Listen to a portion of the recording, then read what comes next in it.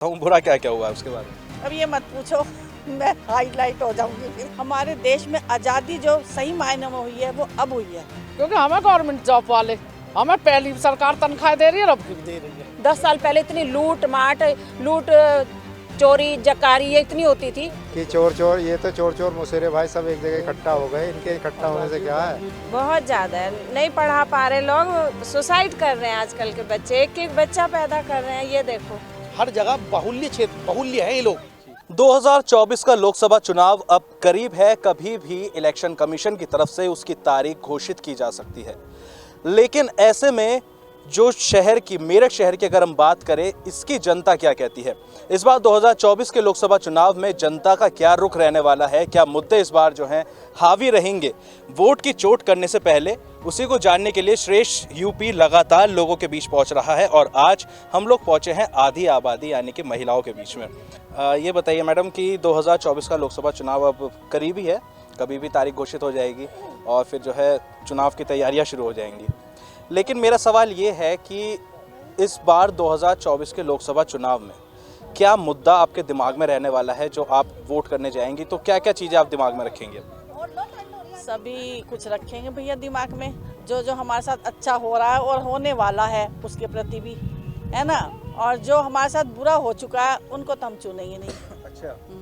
अच्छा, मुझे सबसे पहले तो मैं बुराई का पूछ लेता हूँ, बुरा क्या क्या हुआ है उसके बारे में? अब ये मत पूछो, मैं हाईलाइट हो जाऊंगी फिर क्या फायदा। नहीं, देखिए, आप जो है लोकतंत्र है और आप जनता हैं, सरकार चुनने का आपका अधिकार है, तो आपकी जो परेशानी है वो भी आप रखेंगे, है ना। तो जो परेशानी भारतीय जनता पार्टी में जो अच्छा हुआ है वो सभी को ही पता है, और उससे पहले जो हुआ है वो भी सभी को पता है।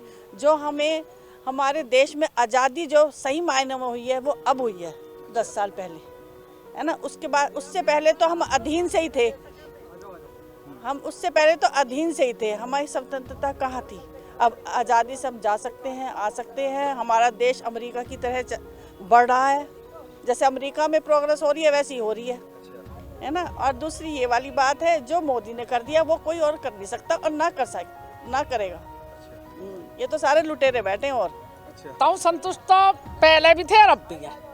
हाँ, हम तो पहले भी संतुष्ट है, अब भी संतुष्ट है। हाँ, क्योंकि हमें गवर्नमेंट जॉब वाले, हमें पहली सरकार तनख्वाह दे रही है, अब भी दे रही है। हाँ, तो हमारा तो काम बढ़िया चल रहा है। हाँ जी। अच्छा, लेकिन अगर जो है महंगाई की अगर हम बात करें तो क्या लगता है कि महंगाई है?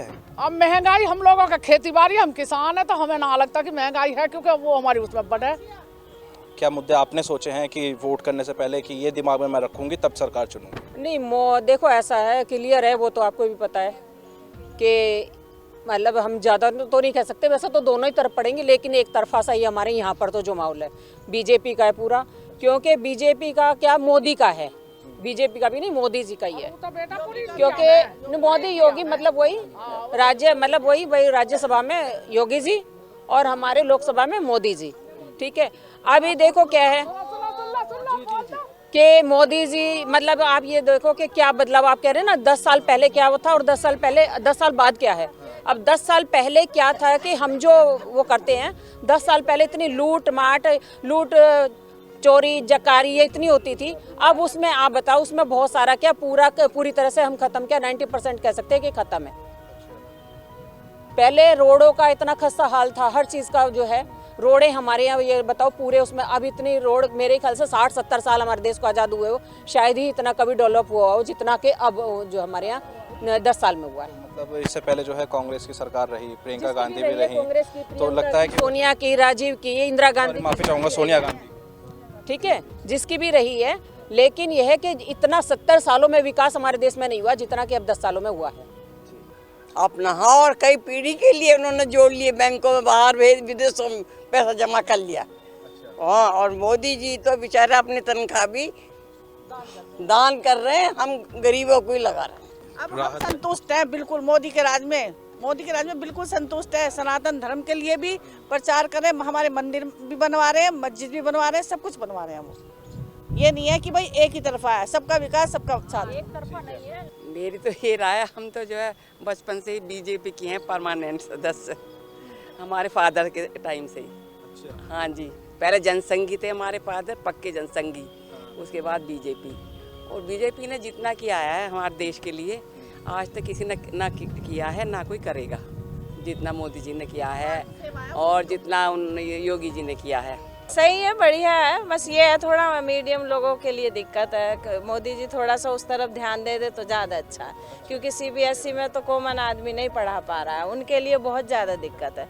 उस तरफ ध्यान दे दे थोड़ा सा तो और अच्छा हो जाएगा। बस मैं यही कहूँगी भैया। मतलब एजुकेशन सिस्टम थोड़ा सा महंगा है, वो थोड़ा सा बहुत ज़्यादा महंगा, थोड़ा नहीं बहुत ज़्यादा महंगा है। हाँ बहुत ज़्यादा बहुत ज़्यादा है। नहीं पढ़ा पा रहे लोग, सुसाइड कर रहे हैं आजकल के बच्चे, एक एक बच्चा पैदा कर रहे हैं, ये देखो हैं। तो क्या है, यही तो है सब महंगाई की वो है। बस सिस्टम से देखें थोड़ा सा एजुकेशन की तरफ भी, तो उधर भी और अच्छा हो जाए। एक विकास के हिसाब से या देश को एक काफ़ी हद तक विकसित करने में तो योगदान रहा है सरकार का। ये ज़रूर है कि हाँ, रोज़गार की वजह से युवा वर्ग थोड़ा सा हताश है। हाँ, मैं यही कहना चाह रहा हूँ, गठबंधन बनाने से क्या होगा, वो तो सब जो समझदार आदमी उनकी सबकी निगाह में है कि चोर ये तो चोर मुसेरे भाई सब एक जगह इकट्ठा हो गए। इनके इकट्ठा होने से क्या है, अब जो समझदार आदमी है वो तो सब जानता है इनके कार्यकलापों को।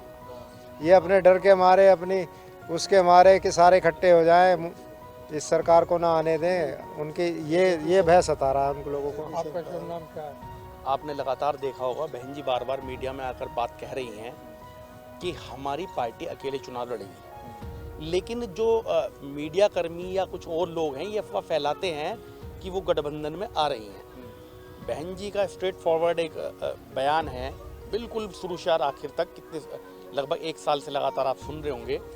जब से गठबंधन की चर्चा हुई है, बहन जी ने सीधे कहा है कि हमारी पार्टी अकेले दम पर चुनाव लड़ेगी। ये उनका सीधा बयान है, बिल्कुल इसमें कोई भी इफ एंड बट नहीं हुआ है, ना पार्टी के किसी बड़े नेता ने ये बातें कही हैं। जब तक अगर मान लीजिए गठबंधन की बातें भी आएंगी या हुई बाद में भविष्य में, या कोई ऐसी बात निकल करके आती है, तो वो भी बहन जी की शर्तों पर होगा, बसपा की शर्तों पर होगा। तो शायद हो सकता है कि गठबंधन की बात में माननीय बहन जी आ जाएं।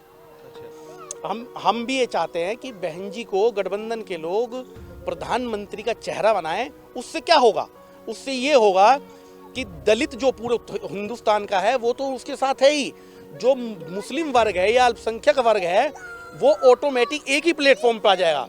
जब दो कम्युनिटी जो देश की बड़ी कम्युनिटिटी हैं अगर एक प्लेटफॉर्म पे आ गए, तो मान लीजिए कोई बागपत वाली लोकसभा सीट है, बागपत पे एक जाट प्रत्याशी को बसपा ने टिकट दे दिया, मुस्लिम और दलित पहले ही एक ट्रैक पे है, तो आप यकीन करना कोई ऐसी लोकसभा है ही नहीं जहां पर ये बहुत ज़्यादा संख्या में ना हो। हर जगह बाहुल्य है ये लोग। 5 काम भाजपा समर्थक, मेरी आप लोगों से बात हो रही थी, आप बता ही रहे थे। 5 क्या भैया, आप देख लो कितने एक्सप्रेसवे, कितने हाईवे बने हुए हैं। ठीक है, मैं गिनता हूँ टिप पर। हाँ, और गुंडा राज योगी सरकार का देख ही रहे हैं, सब बुलडोजर राज। किसी गुंडे की इतनी हिम्मत नहीं है। नंबर 30 जो एक विशेष कम्युनिटी का खौफ हमने देखा यहाँ बेगम पुल पे ही सरेआम, ये जो मीट की दुकानें हैं वहीं छुरे पे पकड़े काटते हुए हमने देखा। अब कम से कम इन चीज़ों से बहुत राहत है। एक हम लोग अपने आप को काफ़ी हद तक, अपना एक हम कम्युनिटी अपने आप को काफ़ी हद तक ये समझ रहे हैं कि हाँ मेरे पर किसी का हाथ है। 3 हो गई, और क्या बताएं भाई साहब, मुफ्त का खाना वाना ये सब दे रही हैं, हालांकि उसमें हम इतने समर्थक नहीं है जो सरकार दे रही है कि ये गरीबों को ये है वो है। अब निर्णय जो है, जिस दिन चुनाव होगा उसी दिन ही सामने आएगा कि आखिर इस बार वोट की चोट जनता ने किसको करी है और इस बार जनता किस सरकार पर विश्वास अपना जता रही है। वीडियो जर्नलिस्ट राजेश शर्मा के साथ प्रत्युष शर्मा, श्रेष्ठ यूपी, मेरठ। उत्तर प्रदेश की हर खबर से अपडेट रहने के लिए श्रेष्ठ यूपी को करें सब्सक्राइब, बेल आइकन दबाएं और देखते रहें श्रेष्ठ यूपी।